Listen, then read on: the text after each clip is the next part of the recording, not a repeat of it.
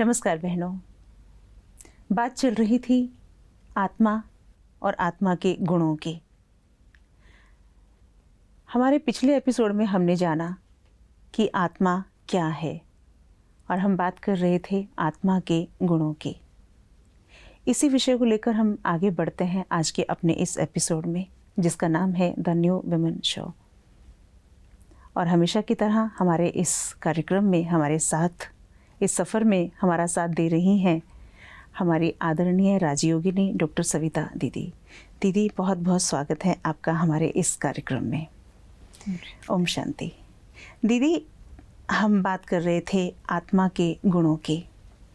तो हमने जाना कि आत्मा का जो गुण है वो है प्यार।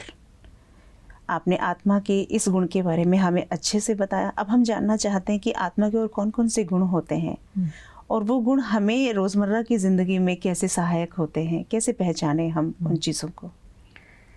तो आत्मा के जैसे हमने आपको बताया कि 7 गुण हैं जी। उसके नीचे गुण हैं और उसमें से एक गुण है प्यार या प्रेम। उसको हमने समझा। ऐसे ही सुख, शांति, शक्ति, पवित्रता, आनंद और ज्ञान, ये और आत्मा के 6 गुण हैं।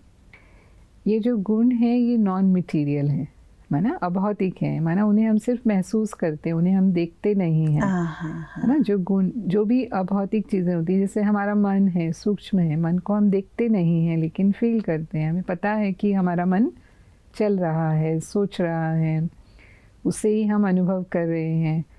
तो आत्मा की भी जैसे शक्ति हमें दिखाई तो नहीं देती है जी, है ना। कई बार इसलिए हमें संदेह होता है, क्या सचमुच आत्मा है क्या? शरीर तो दिखाई देता है, इतना बड़ा 5-6 फुट का शरीर जो है वो तो दिखता है, तो हमें उसमें कोई डाउट नहीं है। लेकिन आत्मा जो नहीं दिख रही, जो नेत्रों की क्षमता से परे है, क्या वो है सचमुच?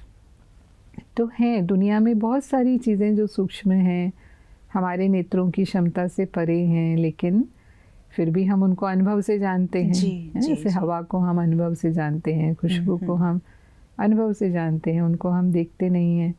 आज दुनिया में कोरोना वायरस आया जी, है ना, तो कितना सूक्ष्म वायरस दिखाई थोड़ी देता है आंखों से, लेकिन कितनी गंभीर बीमारी पैदा कर सकता था, वो जानलेवा था। माना कईयों के लिए सचमुच वो जानलेवा था, जिनकी इम्यूनिटी कम थी। तो ज़रूरी नहीं है कि हम हर चीज़ को देख पाएँ, क्योंकि हमारी नेत्रों की क्षमता बहुत सीमित है। माना आत्मा भी इतनी सूक्ष्म है या मन भी इतना सूक्ष्म है कि वो हमारी नेत्रों की क्षमता से परे हैं। तो ये जो भी गुण हैं आत्मा के, ये गुण भी हम महसूस करते हैं, फील करते हैं। तो आत्मा है तब तक महसूस करते हैं, और आत्मा जब शरीर से बाहर होती है तो वही कुछ भी महसूस नहीं करती है। तो जैसे हमने बात की थी, तो अभी सुख, सुख जैसे हमारा स्वभाव है, यानी हम सुखी ही रहना चाहते हैं। हर इंसान जीवन में प्रयास करता है सुख के लिए। वो धन कमाएगा तो भी आशा रखेगा कि ज़्यादा से ज़्यादा धन कमाऊं तो मुझे अच्छा सुख मिलेगा, ज़्यादा सुख मिलेगा। वो संबंध भी बनाएगा तो इसलिए कि संबंधों में सुख होगा, यानी परिवार में हम रहते हैं, दोस्तों में रहते हैं, तो कहीं सुख की अभिलाषा होती है, इसके कारण ही संबंधों में हम रहते हैं, या साधन सुविधाएं भी जुटाते हैं, या कोई ऐसे कर्म भी हम करते हैं। जैसे लोग समाज सेवा के कर्म करना चाहते हैं, माना कहीं ना कहीं सुख की आश है। जी हाँ, जहाँ जहाँ उनको सुख मिलता है उधर जाते हैं हम। तो वो सुख कमाने के लिए, सुख अनुभव करने के लिए। पर अगर सुख नहीं मिल रहा, दुख है जीवन में कोई भी कारण से, तो फिर दुख के 4 दिन भी भारी लगते हैं। और भगवान से प्रार्थना करना शुरू कर देते हैं कि हे भगवान, इस दुख को दूर करो, या जो भी उसका साधन है ना। अगर तन की बीमारी से संबंधित दुख है तो डॉक्टर के पास जाएंगे, इलाज कराएंगे, जल्दी से जल्दी इस दुख से मुक्त हो जाएं। और अगर धन से संबंधित है तो उस तरह का कोई प्रयास करेंगे। तो मेरे कहने का भाव, कोशिश करते हैं कि वो दुख हमारे जीवन से निकल जाए, क्योंकि सुख में जीवन सहज लगता है। क्योंकि और सुख जैसा सुख में- आपने बताया कि आत्मा का गुण है ना, तो उसमें उसको अच्छा लगेगा क्योंकि वो उसका अपना एक घर है, तो वो वहाँ पे उसको अच्छा लगता है। लेकिन जब बाहर से कोई चीज़ आती है तो हमें लगता है कि आई है और चली भी जाए जल्दी से, है ना। थोड़ा सा हमने दर्शकों को ये बताना चाहेंगे कि हमने पिछले जो एपिसोड में बात की थी कि आत्मा और शरीर दोनों अलग हैं, मैं और मेरा, जैसे मैं आत्मा और मेरा शरीर, और फिर हम आत्मा के गुणों की बातें कर रहे थे। तो अब हम उन गुणों की बातें कर रहे हैं जैसे प्यार, और अभी हमने क्या सुख। तो ये आत्मा के गुण है, ये हमें बाहर से नहीं मांगने पड़ते, ये आत्मा के स्वाभाविक गुण है। जी दीदी। हाँ, तो अभी जैसे मानो दुख नहीं दूर होता, जो भी प्रयास किए फिर भी नहीं हो रहा, तो फिर लोग क्या कहते हैं भगवान से, हे भगवान इससे तो मुझे इस जीवन से मुक्त कर दो। हाँ। माना सिर्फ कहते नहीं हैं, लेकिन कई तो सचमुच अपने जीवन को मुक्त भी कर देते हैं। आज इतनी आत्महत्या की घटनाएं होती हैं संसार के अंदर। हर दिन कितने लोग हैं जो सुसाइड कर लेते हैं, जीवन खत्म कर लेते हैं अपना दुख से, अपने जीवन से निराश, अपने दुखों से, कष्टों को वो सहन नहीं कर पाते तो खुद का जीवन ही जैसे खत्म कर देते हैं। तो इसका मतलब दुख हमारा स्वभाव नहीं है ना। सुख में तो इंसान सोचता है मैं जितना लंबा जीऊँ, जितनी लंबी मेरी आयु हो उतना अच्छा है। जी जी। तो ये आत्मा का अपना स्वभाव है। तो सुख बाहर की चीज़ों में, जैसे अभी हमने कहा ये बात को कि दुख सुख बाहर की चीज़ों में तब तक है जब तक मेरा मन सुखी है। अगर मेरा मन दुखी है तो वही चीज़ें फिर मुझे सुख नहीं देती। अच्छा, मानो आप कोई हिल स्टेशन पे जाता है, क्यों जाते हैं? एंजॉय करने के लिए जाते हैं, है ना। मानो हॉलीडेज़ पे जाना है, थोड़ा एंजॉय करना है, तो गए वहाँ पर और वहाँ सचमुच एंजॉय भी कर रहे हैं, अच्छा स्वादिष्ट भोजन भी खा रहे हैं। लेकिन उसी समय मुझे कोई खबर मिलती है, उसी पीरियड के दौरान ऐसी बुरी खबर मुझे मिल जाती है, और वो बुरी खबर सुन के अब मुझे वो हिल स्टेशन में जो मज़ा आ रहा था अब मज़ा आना बंद हो जाता है। और वो खाना भी जो मुझे अच्छा लग रहा था अब मुझे अच्छा नहीं लगता है। तो क्यों नहीं अच्छा लगता है? क्योंकि मन बदल गया। मन अच्छा था तो वही चीज़ें सुख दे रही थी, अब चीज़ें नहीं बदली, हिल स्टेशन तो नहीं बदला, पहाड़ियाँ तो नहीं बदली, या वो खाना तो नहीं बदला, लेकिन मेरा मन बदलते ही अब हम तो कोशिश करेंगे निकल जाएं। हाँ। और हम रहना भी नहीं चाहेंगे। अब वो कोई भी बुरी खबर हो सकती है कि कोई हमारा नियर एंड डियर उसकी डेथ हो गई, या उसको हॉस्पिटल में एडमिट किया, सीरियस है, कुछ भी इस तरह के कोई भी समाचार हो सकते हैं जो हमारे मन को बदल दे। हाँ जी, जहाँ आप गए हैं वहाँ ऐसी कोई घटना घटित हो गई, लाइक आप पहाड़ों पे गए हैं, है ना, वहाँ कुछ ऐसी अचानक से कोई ऐसी आपदा आ गई कि आपको वहाँ से निकल के अपने घर जाके सुख की अनुभूति होगी आपकी। हाँ सही। तो मतलब मेरे कहने का है कि वो तब तक मुझे सुख दे रहा है जब तक मेरा मन सुखी है। मन दुखी होते ही वही चीज़ें फिर हमें सुख नहीं दे पाती हैं। तो स्थिति है मन की, माना चीज़ों में सुख नहीं है लेकिन मन उसे महसूस करता है। ये हमारा थॉट्स है। जैसे हम थॉट्स रखते हैं किसी भी चीज़ के प्रति। अब मानो कोई समस्या ऐसी है जो मुझे दुखी कर सकती है मानो, लेकिन मेरे थॉट्स दुख के नहीं चला रही मैं, तो वही समस्या मुझे दुख नहीं दे पाएगी, है ना। मतलब हम जैसे चिंतन की बात कर चुके हैं, पॉजिटिव थिंकिंग की बात कर चुके हैं, तो माना अगर मैंने उसके बारे में अपने मन को शामिल नहीं किया तो वो घटना अपने आप में कोई महत्व नहीं रखती है, या मैंने अपना उच्च जब तक मेरा मन जब तक मेरा मन उसको स्वीकार नहीं करता या मेरा मन उसे एक्सेप्ट नहीं करता है तब तक वो अपनी जगह है। जब मेरा मन जुड़ जाता है तब मैं उसे सुख और दुख का अनुभव करने लगती हूँ। सही। तो ये सुख और ऐसे ही शांति। अब शांति भी हम सब चाहते हैं जीवन में। कई बार कहते हुए सुना होगा कि भगवान की दया से सब कुछ है, बस शांति ही नहीं है। शांति चाहिए किसी भी तरह से। तो शांति को भी फिर ढूंढते हैं। अब यहाँ भी हम यही गलती करते हैं कि भाई शांति तो मेरा अपना स्वभाव है, माना वो भी मन की स्थिति है, शांति भी हमारे मन की स्थिति है, लेकिन हम सोचते हैं कोई गुरु के पास जाएंगे तो शांति मिलेगी, कोई पहाड़ी पर जाएंगे तो शांति मिलेगी, समुद्र किनारे जाएंगे तो शांति मिलेगी, कोई एकांत स्थान में जाएंगे तो शांति मिलेगी। मतलब शांति की तलाश करते हैं, शांति के लिए हम ये प्रयास करते हैं। लेकिन ये सब चीज़ों से शांति ढूंढना ऐसे ही है जैसे वो मृग के लिए कहते हैं जी कि हाँ। उसकी कस्तूरी उसकी कुंडली में ही होती हाँ है, जी, हाँ लेकिन जी। वो उसकी खुशबू को पूरे जंगल में ढूंढता है। ढूंढता रहता उसको है। पता हाँ नहीं जी। कि खुशबू तो मेरी कुंडली से ही आ रही है। हाँ। तो ऐसे ही है कि बस हमें तो अपने भीतर जाने की ज़रूरत है, अपने स्वरूप में स्थित होने की ज़रूरत है। और जैसे ही मैं शांत स्वरूप आत्मा हूँ, शांति तो मेरा निजी गुण है, उसमें हम स्थित हो जाते हैं तो हम शांति का अनुभव घर बैठे भी कर सकते हैं ना। बिल्कुल ज़रूरी सही नहीं है बात कि है। हमें ये सब स्थानों पर शांति के लिए जाना पड़े। जी, तो जी, चिंतन से अनुभव, चिंतन से ही अनुभव होता है। जैसे दिशा में मेरा चिंतन चल रहा है, मन को अशांत करने वाला भी कई प्रकार का चिंतन है। मेरे मन में किसी के प्रति गुस्सा है और मैं वैसे थॉट्स क्रिएट कर रही हूँ तो मन अशांत हो जाता है। अशांत हो जाएगा। या मेरे मन में किसी के प्रति ईर्ष्या है या नफरत है, मैं वो चिंतन कर रही हूँ तो भी मेरा मन अशांत हो जाएगा। और जी। उस चिंतन से बदल के मैं अपने स्वभाव में आ जाती हूँ मानो, तो मेरा मन शांति का अनुभव करने लगेगा। तो चिंतन की दिशा बदलनी है ना। इसलिए हम कहते हैं शांति हमसे एक संकल्प की दूरी पर है, थॉट अवे, कि सिर्फ मैंने वो चिंतन किया और मैं उसको अनुभव करने कर आपको सकती सोच हूँ। बदलने की ज़रूरत है। हाँ। और ये कितनी अद्भुत बात है ना दीदी कि ये आत्मा के गुण हैं, कितने सुंदर गुण हैं।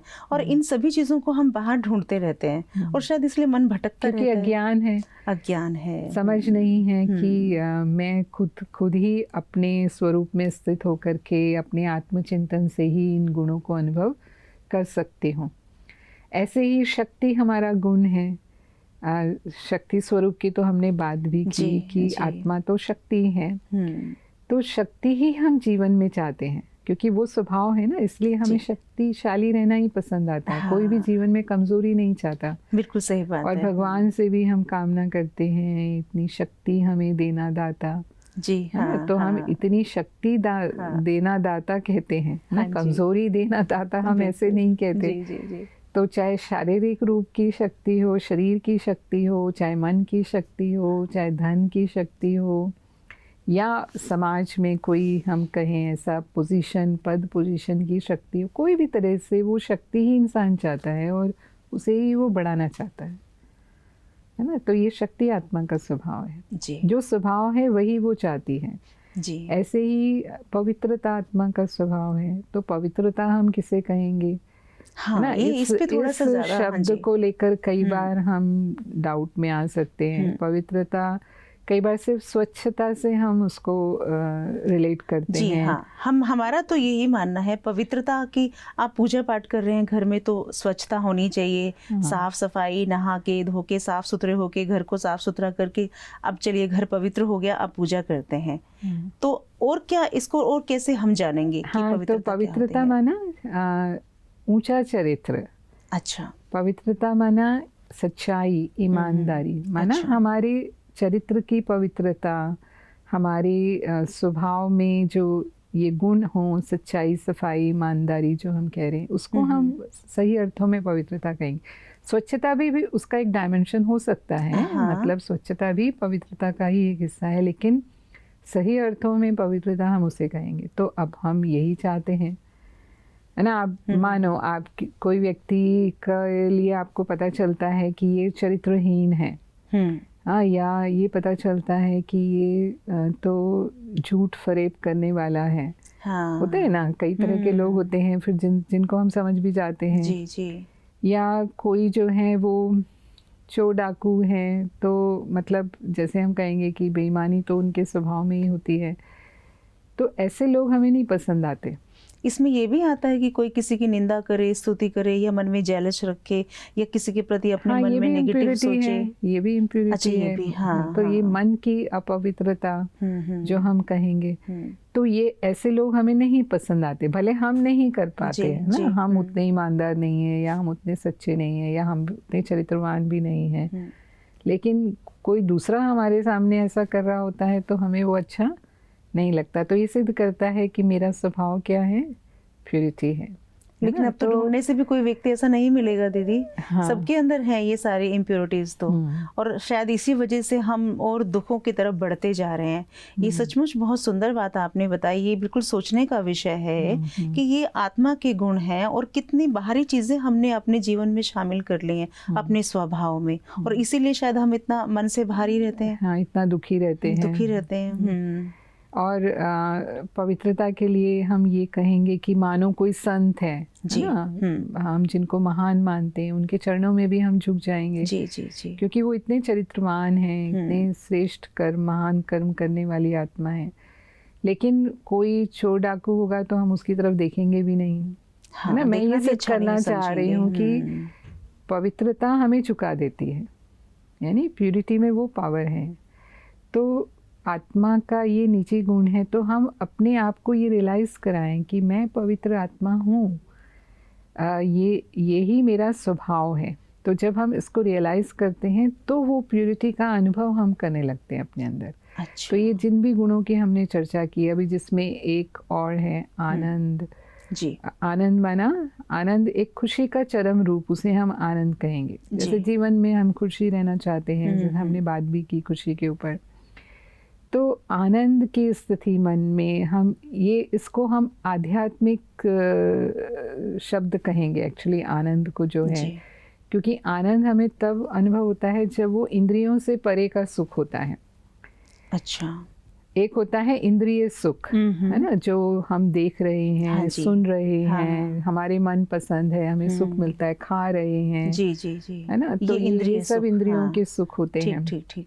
लेकिन इंद्रियों से परे का सुख जो आत्मिक सुख है, अच्छा, अपनी आत्मा में स्थित होने से जो हमें सुख मिलता है, या ईश्वर के चिंतन करने से, उनकी याद से हमें जो सुख मिलता है, उसे हम अतीन्द्रिय सुख कहते हैं। तो वो आनंद की स्थिति आत्मा अनुभव करती है ना। तो ये भी हम चाहते हैं अपने जीवन में कि सदा खुशी और आनंद हमारे जीवन में हो। ऐसे ज्ञान माना, जीवन में ज्ञान प्राप्त करने की जिज्ञासा, कुछ ना कुछ नया सीखते रहना। तो कुछ हम और देखते जानने हैं, की, बिल्कुल हर आत्मा में ये अभिलाषा रहती है कि मैं कुछ नया सीखूं, आगे बढ़ूं अपने जीवन में। तो ये स्वभाव है, और ये स्वभाव हम अपने चिंतन से अनुभव करते हैं। एक बार हमें ये ज्ञान हो गया कि मैं ये हूँ, है ना, तो फिर जब हम मेडिटेशन करेंगे, अब मेडिटेशन करने में ही हमें ये अवसर मिलता है कि हम अपने भीतर जाएं, अपने आप को देखें, मैं कौन हूँ। तो मैंने अपने आप को देखा कि मैं आत्मा हूँ, मैं आत्मा अपने स्वभाव में शांत स्वरूप हूँ। तो ऐसा महसूस करते हुए कि सचमुच शांति ही मेरा स्वभाव है, बाकी और सब जो कुछ भी मेरे जीवन में अशांति पैदा करने वाला है, ये मैं सचमुच चाहती नहीं हूँ। हो रहा है मेरे किसी कर्मों के कारण या दूसरों के किसी कर्मों के कारण, लेकिन मेरे अंदर वो शक्ति है कि मैं फिर से अपने उस शांति स्वरूप को अनुभव करूं और अपने आसपास के वातावरण को भी शांत कर सकूं। माना हम जब मेडिटेशन करें तो हम भीतर की यात्रा करें, और जो आपने आत्मा के जो भी गुण बताए हैं, इन गुणों को हम याद करें कि ये गुण मेरे स्वयं के गुण हैं, ये गुण मैं आत्मा धारण करके आई हूँ। तो ईश्वर ने कितना खूबसूरत बनाया है आत्मा को, है ना। और ये चीज़ें हम बाहर ढूंढते रहते हैं और कभी मिलती नहीं है, तो इसीलिए हम कभी कभी जीवन भी ख़त्म कर देते हैं हमें। और कितनी बार तो लोग कहते हैं, हे परमात्मा, तूने मुझे कितना दुख दिया है, मेरे ऊपर ये दुखों के पहाड़ तोड़ने थे, जबकि ईश्वर ने कितना सुंदर हमें बना के भेजा है। और अगर ये खजाना हमारे पास है, ये सुख हमारे पास है, तो मुझे लगता है हम जीवन में कभी दुखी ही नहीं होंगे, और फिर हम ऐसा सोचेंगे भी नहीं। जरूरत है ना रियलाइज करने की। तो जब हम अपने इस आत्म स्वरूप में जाएंगे और उस स्वरूप को अनुभव करेंगे, साथ में वो निश्चित है जो भी हमारे साथ जुड़े हुए हैं, हमारे रिश्ते नाते, वो भी फिर हमसे वो फील करेंगे उन चीज़ों को, तो हम उनको भी दे पाएंगे। तो हम एक बेहतर जीवन जिएंगे। माना हमें लगेगा कि एक साधारण जीवन हम नहीं जी रहे, लेकिन जो हमने मानव जीवन हमें मिला है, उस मानव जीवन की जो सही उपलब्धि होनी चाहिए ना, जो हमें हासिल करना चाहिए इंसान बन करके, वो हम हासिल कर पा रहे हैं। और जीवन में एक संपन्नता अनुभव होगी, भरपूरता अनुभव होगी, है ना, अपने आप से जुड़कर, और फिर हम भगवान से भी जुड़ पाएंगे। बिल्कुल सही बात है। दीदी, आपने ये जानकारी मुझे लगता है कहीं से भी नहीं मिलेगी किसी को भी। और अगर हम ये सब बातें सोचते हैं, चिंतन करते हैं या भीतर की यात्रा करते हैं, तो मुझे लगता है कि चीज़ें हमें बहुत सारी समस्याओं का समाधान खुद से ही मिल जाएगा। इतनी सुंदर जानकारी के लिए दीदी आपका बहुत बहुत धन्यवाद। तो दोस्तों, आपने देखा कि जीवन में जो हम चीज़ें कर रहे हैं और वो करने के बाद भी हमें जो संतुष्टता का एक भाव नहीं मिलता, या हम रोज़मर्रा की चीज़ें करने से तकलीफ़ में आ जाते हैं कि हम जो कर रहे हैं हमें उसका प्रतिफल उतना अच्छा नहीं मिल रहा। लेकिन जब हम चीज़ों को इस नज़रिए से देखना शुरू करेंगे कि ये जो चीज़ें खुशी है, आनंद है, संतुष्टता है या पवित्रता है, ये बाहर से मिलेंगी नहीं, ये तो हम गुण खुद लेके पैदा हुए हैं अपने अंदर। बस हमें इन्हें पहचानने की ज़रूरत है, और जिस दिन हम इनकी पहचान कर लेंगे, आप देखेंगे कि चीज़ें खुद ब खुद बदल जाएंगी। चीज़ों को देखने का नज़रिया आपका बदल जाएगा। इसी विषय को हम और आगे लेके जाएंगे अपने अगले एपिसोड में। तब तक के लिए दीजिए इजाज़त। नमस्कार। ओम शांति।